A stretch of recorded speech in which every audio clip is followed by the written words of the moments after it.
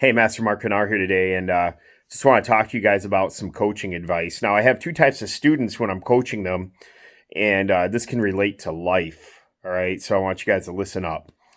When students start to spar, I usually have two types of students. I have one that is very aggressive, and then I have others that are more reserved, and they kind of like stay back and they're kind of timid.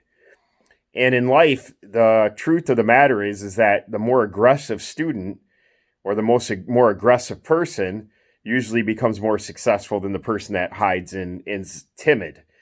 And the aggression that I'm talking about isn't a negative type of aggression. I'm not talking about somebody who's running up screaming in people's faces and stuff like that. I'm talking about people that aggressively go for what they're trying to accomplish.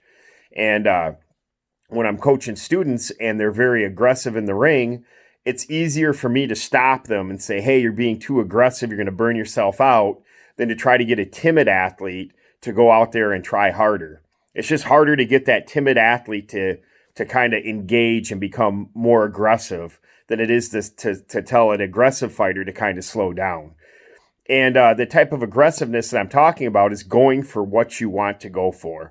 You know, you kind of have to be aggressive for what you want to do. And one of the things that I read a book, it was called 10X by Grant Cardone. And in the book, he talks about how you need to multiply whatever your goals are by 10 because you're more likely to accomplish more things. It was a really good book. And you can listen to it on audiobook on YouTube if you want to. I would recommend it to any of my athletes or students that want to become more successful. Even if you're a parent and you're watching this or someone that's just watching this on YouTube, 10X by Grant Cardone, very good book. And what happens when you become more aggressive is you're not always going to be successful. Like you're not going to. You're going to have more failures. But those more failures that you have is going to help you to become more successful. Now, the key to understanding how to be successful is you have to reflect on your mistakes, okay? You can't keep messing up, and then not reflect on that because you're just going to be in this vicious cycle of always making the same mistakes over and over and over again and not changing, okay? The aggressiveness of you reaching your goal and you being successful or you failing is about you growing. And the more experience you have, the better you're going to get at what you're doing. You know, you want to bring value to the marketplace, you got to get out there and really push yourself. And that's a very, very important thing. I remember when I was taking some high-level math classes at college, one of the classes I had a hard time with was Calculus 2.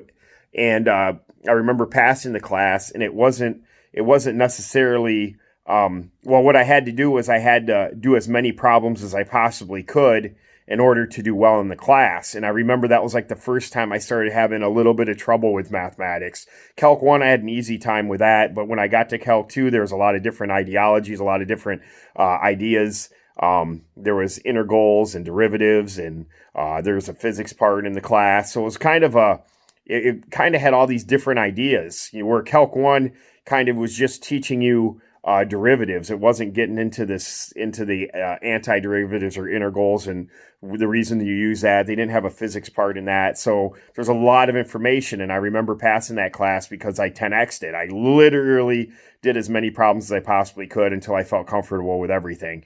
And that's the same thing in life. You want to get good at sparring, get out there and spar all the time. You want to get good at forms, get out there and do forms all the time. But literally take time to reflect and to figure out what you did wrong. And if you're not aggressive, just change it. And like I said, you don't have to be up in people's faces to be aggressive. The aggressiveness I'm talking about is going out and trying as many times as you possibly can. Okay? When I passed my calc class, I wasn't screaming in people's faces in my calc class. You know, I wasn't doing that. What I did was I was reserved. I was quiet. I went and did my own thing in the corner. I remember coming to my office every day, and for like an hour, I just worked on problems. And I remember doing I still remember a lot of the concepts, the partial fractions, the L'Hopital's rule, and a lot of the derivatives and antiderivatives or integrals. What do you do with the trig functions? How is that done? And different things like that. I just remember a lot of those things from that particular class. And if I didn't 10x it and I didn't really push it as hard as I could, I wouldn't have been able to pass. So in order to be successful, be aggressive of what you want, not a physical aggression where you're screaming in people's faces, like I said, but just aggression where you're not afraid to try.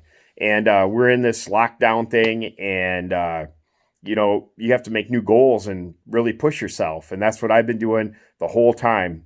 And it just makes you feel like you're living. You don't want to just exist, you want to live. So if you want to be successful, be aggressive, be like that guy in the ring that's just going out there. And if you have a life coach or someone that's your coach, they'll tell you if you're overdoing it, and kind of pull the reins back on you, so to speak, to stop you from overdoing it, because you don't want to burn yourself out. That's for sure. But that's the master's message for today, and I'll talk to you guys later. Bye.